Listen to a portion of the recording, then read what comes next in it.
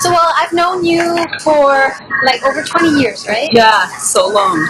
A long Yeah, I time think it was since you were little. I was probably like 17. Yeah, I think you were 17 because I remember thinking that you were so young to be getting into a relationship with somebody so much older than you. Yeah, 8 years older. Yeah, I remember. And I was really good friends with Ashley. Yeah. And you were like this hot mama, you still are, but you used to teach aerobics. Right. When I first right, met you. Right, that's what I did. So when I came here, I came on the, I used to live in Mexico in Acapulco in the 80s when it was very Hollywood, and I worked for one of the biggest Canadian tour companies, and I was the Acapulco rep. So they would fly me from Toronto.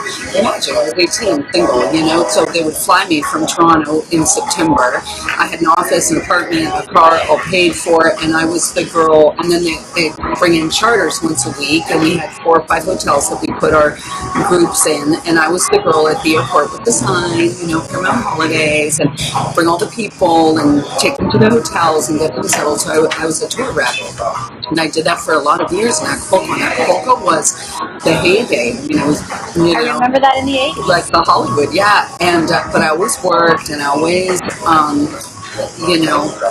had a job. I wasn't just like a flaky girl, like no disrespect, but there was a lot of people that were just there and they would end up getting lost in the scene. So I loved it, and Ashley was born in Mexico. My eldest, right, was born in Mexico. So I had all of that history, and I felt super connected. I spoke Spanish, and then I went back to Toronto, had Brooke and Cody, 2 more children, lived in Toronto, and always kind of felt like I was missing that Latin connection.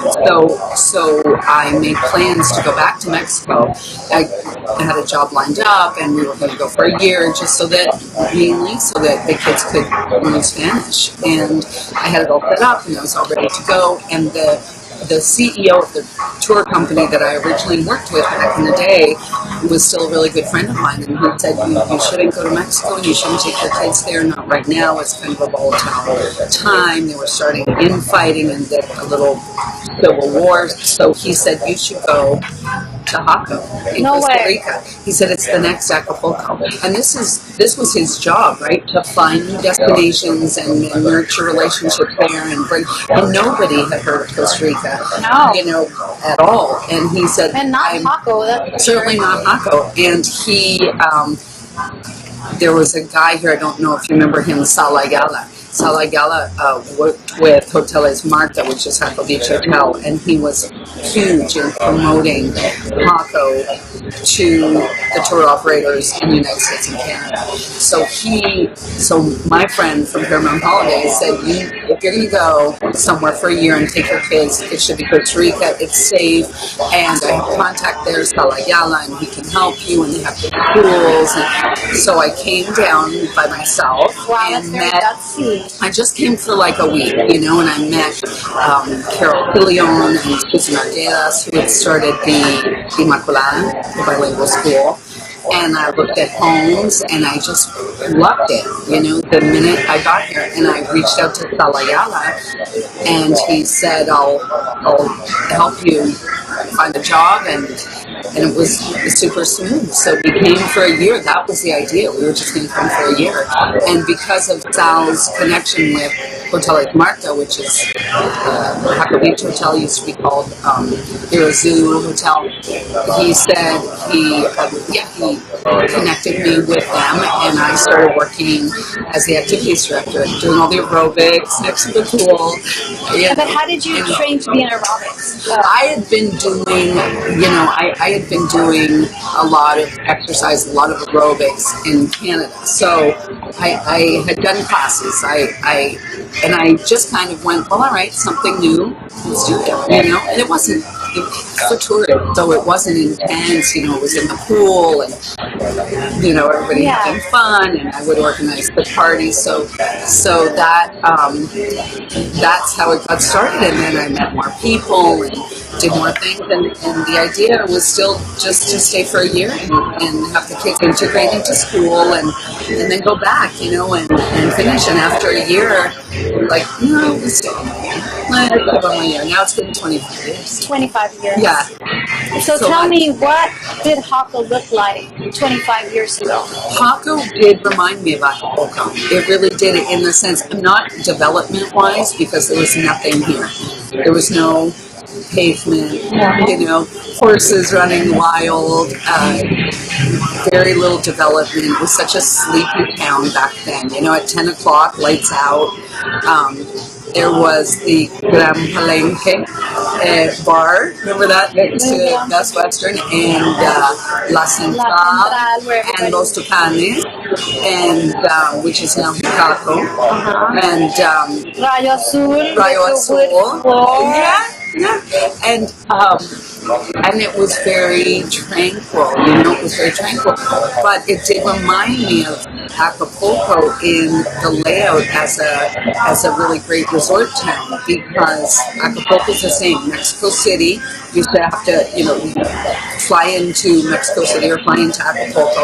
Mexico City to Acapulco was the 3-hour round and round the mountain, just like here. And Acapulco is one main street, the beach, the highway, and it's a bay, and everything ran along that main street. So this is the same kind of setup, and it works for a tourist resort town, because people don't like to. If you have one main street, it's very easy, and you're not having to go off here and not know where. And so I saw that potential, and I actually brought a map, a tourist kind of cartoon map, that I brought from Acapulco, and it's very potentially the same, except a different vibe, a bit of a different vibe, a little more laid back. But I felt connected, when I got here. I was like, oh yeah, it's so cool,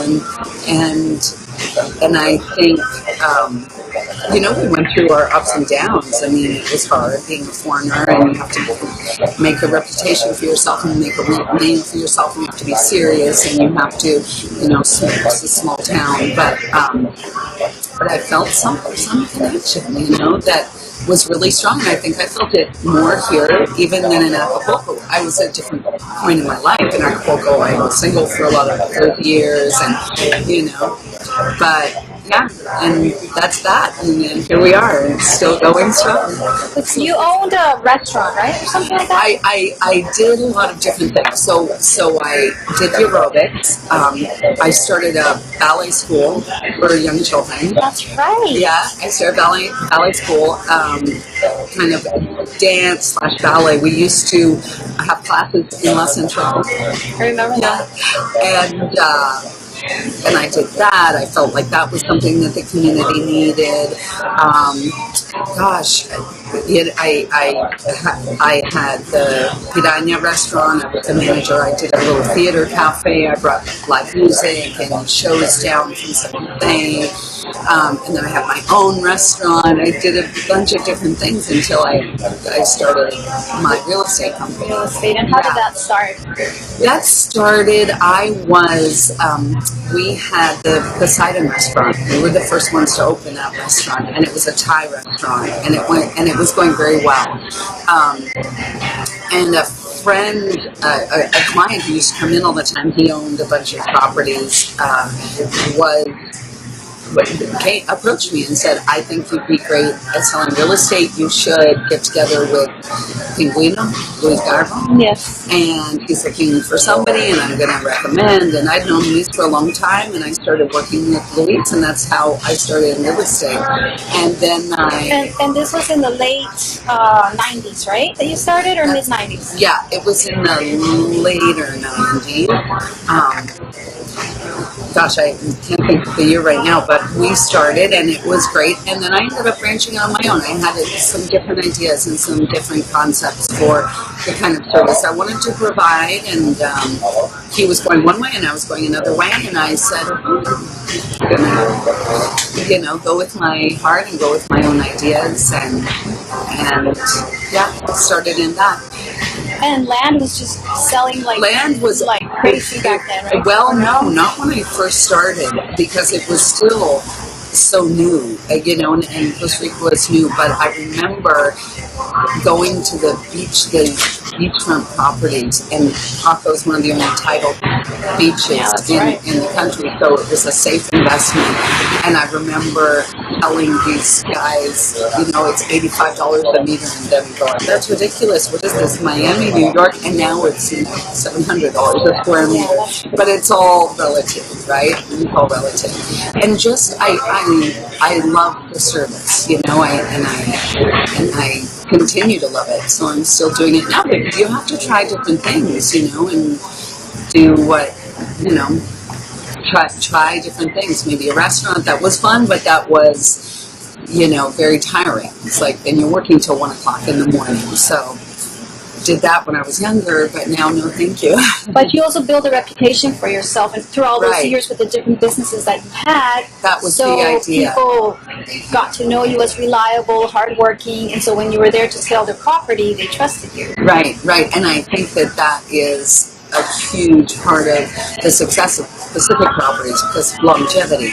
I'm not going anywhere. I'm not here just to make some quick cash and then going to take off. I mean, I'm here for the long haul. The family's here, the kids are here. So it is about reputation and service. And I think as a woman in Latin America, foreign or not, it's a little tougher to get a reputation and keep it, And you have to be very aware, and you have to be disciplined in what you show other people, and disciplined in your work ethic, and I think it's a little more difficult for women. So I worked hard at that. That was important. So what year did everything start going super fast? With all those buildings just came up. That was crazy. That would have been in the early 2000s. And things just did go crazy. It's like people discovered. It's like all of a sudden Costa Rica was on the map. It wasn't on the map. I remember people asking me, where? Puerto Rico? Where? What? Yeah, is it an island? Yeah, it's an island. How'd you ever get off the island? Yes. And then it just kind of took off. And I think at that time also Mexico was having a lot of trouble, and Mexico had been a huge destination. People were still looking for that, and so it kind of segued into, Costa Rica and the nature, and so it really did go crazy all of a sudden, and we saw a lot of people kind of getting into real estate that had no experience, that were just here, at a bar, connecting and making a commission and then taking off. And so even more important to be taken seriously and have an established business where, you say, I'm going to be here and I'm going to provide you these services. But it was a crazy time, and there was just tons of money, and condos were selling for millions. And then, of course, Los Sueños was created by Bill Royster, and that really put us on the map with the marina and luxury real estate, and in all the projects over the years that came and went, some failed, some succeeded, that turned out to be a really safe, great investment. And then 2009, everything came crashing down, and we had no idea. I certainly had no idea, and I think even in the States, it was kind of very sudden. It's like, oh my gosh, what's going to happen? And that was a difficult time, but again, it's a cycle. It wasn't always like that here. It wasn't always high. It wasn't always low. I mean, when you go through the years, if you're committed to giving a service and providing a service, then you have to roll with the punches, and you have to go with the waves, the highs and the lows, and it's kind of cyclical. So, but I still love what I'm doing, and now I'm working with Brooke, my daughter. Oh, yeah. That's super fun. So, and I believe that the cycle will come back again. I don't think it stops, but I think it's a cycle. So, and I think there's no other place like Costa Rica. There's no other destination like Costa Rica, and it's important to You know, think of long term and focus on long term, not think about only the money I can make today or the, get all I can today. I think it's really about long term. And now we see all these positive changes in town with Jaco Walk and the way the streets are clean and the security and the beaches and it's like this is our town. This is our children's town. It's important to maintain that investment and maintain that longevity, Do you think it's getting better now when it comes to prostitution, drugs, all that money that comes into Jaco, and Jaco has this thing, people hear about Jaco and they're like, oh, it's dangerous, there's prostitution everywhere, there's drugs everywhere. Yeah, that's always been a hard thing for Jaco, and I think that, that exists everywhere. That exists everywhere. So this is a resort town, and I think that if you go wherever you go, and that's what you're looking for, you're going to find it. Here, it's a little more, maybe, open. You see it a little more, but it's not the focus. If you want to come here, for example, I've lived here all these years. You've lived here all these years. It's not at all what I see in my town. Wake up early, hike near those mountains, see the nature, go to yoga, take the kids to school, have lunch with friends, we have jobs, we work, we watch the sunset, we walk the beach, we go home, make dinner, we have very normal lives. None of this, I don't see that at all in my daily life. But I do see problems that stem from that. And I work with the courts, right, as a translator, so I see people get into trouble, foreigners particularly, and that's